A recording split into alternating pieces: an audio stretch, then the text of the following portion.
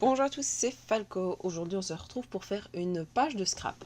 Alors, j'ai commencé cette page en faisant une colorisation, donc avec ce petit pagouin que j'ai décalqué d'une image que j'ai trouvée sur internet. Et donc, je l'ai colorisé avec mes feutres d'une marqueur. Alors, je me suis amusée à essayer de faire des dégradés. Donc, du rose, un rose clair avec un rose foncé. Ça faisait un petit moment que j'avais plus fait de colorisation parce que j'avais pas forcément eu beaucoup de temps pour en faire. Donc là, j'avais vraiment envie de le faire. Donc j'ai essayé des petites techniques.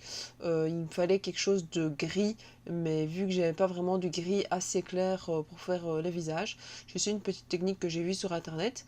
Donc c'est avec le marqueur blanc de faire passer la couleur d'un côté à l'autre.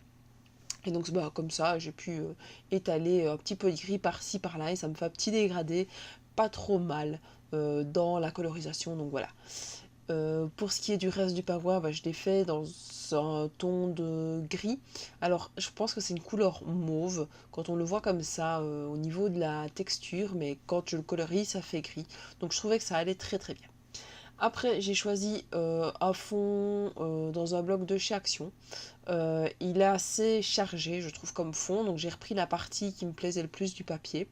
Et vu que je me suis dit, il est déjà assez chargé, je ne vais pas retravailler le fond, je vais juste mettre les photos. Et donc, vous voyez, le petit pagua, c'est un petit retour du pagua qu'il y a sur la, le pyjama de ma fille, je vais y arriver. Donc, c'est pour ça que j'avais envie de le mettre comme ça. Alors, j'ai mis une flèche parce que c'est la photo qui a été zoomée en fait. Donc, c'est des photos que j'ai prises en même moment.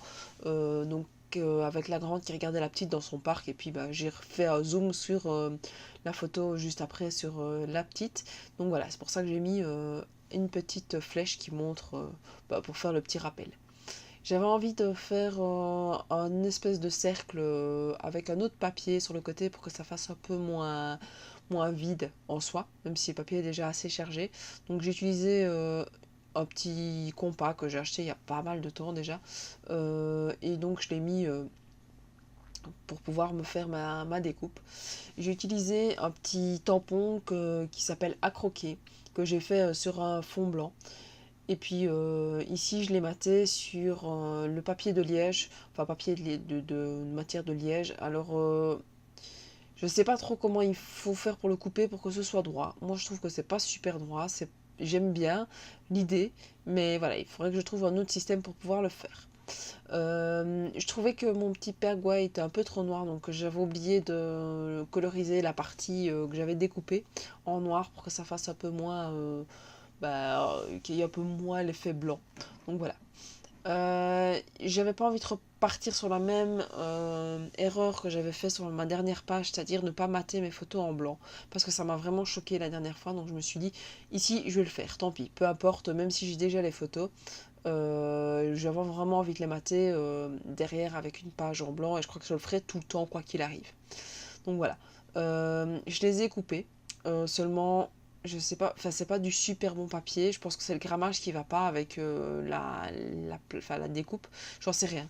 Mais je remarque que de temps en temps, quand je coupe les papiers, ça arrache ma feuille plutôt que de la couper. Donc si vous savez pourquoi, euh, n'hésitez pas à le mettre en commentaire. Moi, ça me permettrait peut-être de plus faire l'erreur.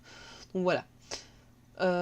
J'ai essayé de repasser un peu tous mes éléments pour que ça fonctionne et pour que ça il y ait une belle petite harmonie. Et puis j'ai collé le tout avec le roller toujours de chez Action au niveau de la colle.